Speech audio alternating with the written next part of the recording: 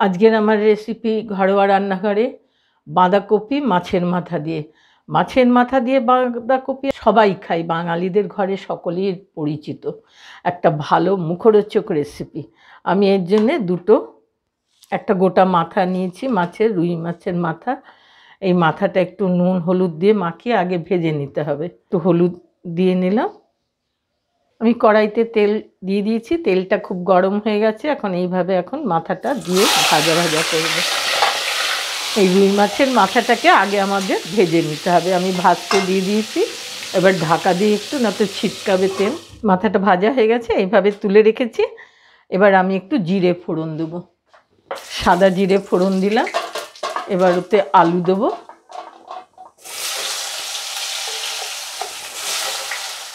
একটু দুটো কাঁচা লঙ্কা দিয়ে দিলাম,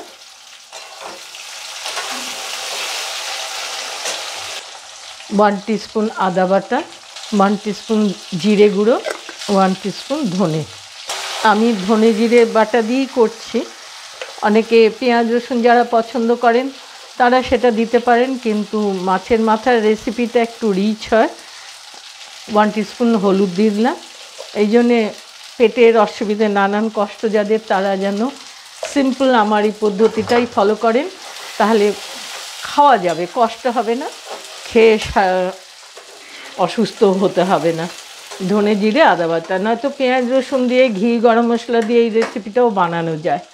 আমি করি না, আমি এই সিম্পল রেসিপিটা এইভাবেই করি। তেল ছাড়ছে, এবার আমি এর মধ্যে বাঁধাকপিটা দিয়ে দেবো। অল্প অল্প করে দিয়ে একটু নেড়ে নিতে হবে, না তো আলুগুলো নিচে পুড়ে যাবে। সামান্য করে একটু নেড়ে দিতে হবে, ওপর নিচ করে একটু আলুগুলো ওপরে তুলে নিলাম।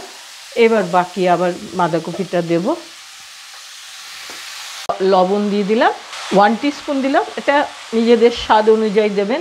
1 টেবিল স্পুন চিনি দিলাম, মিষ্টিটা দিতেই হবে, না তো টেস্ট ভালো হয় না।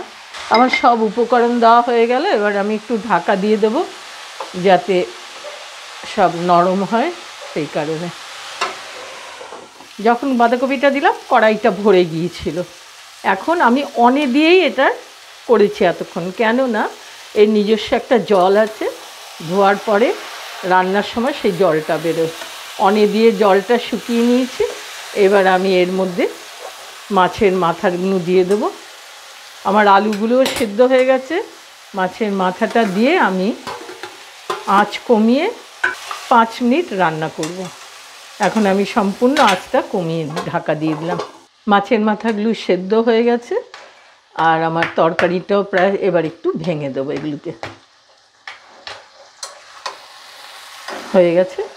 এইভাবে করলে তাড়াতাড়ি, প্রথমে চড়া আঁচে দিয়ে বাঁধাকপিটাকে শুকিয়ে নিতে হবে, তারপরে মাছের মাথাটা এইভাবে দিয়ে ভাজা ভাজা, এবার একটু ভাজা করতে হবে। আর সেদ্ধ করার কিছু নেই, সব হয়ে গেছে সেদ্ধ। এবার একটু ভাজা ভাজা।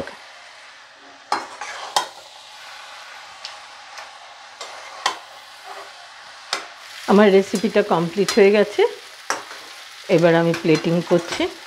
সুন্দর ভাজা ভাজা হয়ে গেছে, তেল ছাড়ছে। এই অবস্থায় এটাকে নামাতে হবে।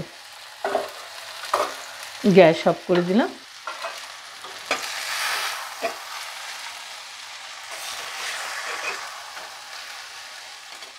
দর্শক বন্ধুরা, বাঁধাকপি মাছের মাথা দিয়ে রেসিপিটা বানিয়ে আপনাদের সঙ্গে শেয়ার করলাম। এইভাবে বানিয়ে খেয়ে দেখবেন। এই রেসিপিটা এতই উপাদেয়, এর সঙ্গে আর কোনো আইটেমের দরকার হয় না। শুকনো ভাত মেখে এই দিয়েই খাওয়া হয়ে যায়। এটা লাঞ্চে আপনারা বানিয়ে খাবেন, আর অনেকের সঙ্গে শেয়ার করবেন বন্ধুরা। নতুন বন্ধুরা সাবস্ক্রাইব করতে ভুলবেন না, বেল আইকনটার সাথে টিপে দেবেন।